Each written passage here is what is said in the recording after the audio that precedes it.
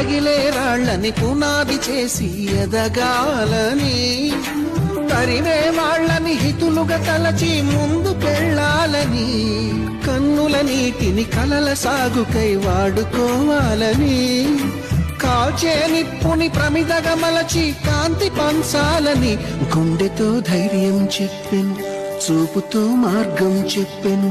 నల్గొండ, వరంగల్, ఖమ్మం పట్టభద్రుల నియోజకవర్గం నుంచి ఇండిపెండెంట్ అభ్యర్థిగా రేపు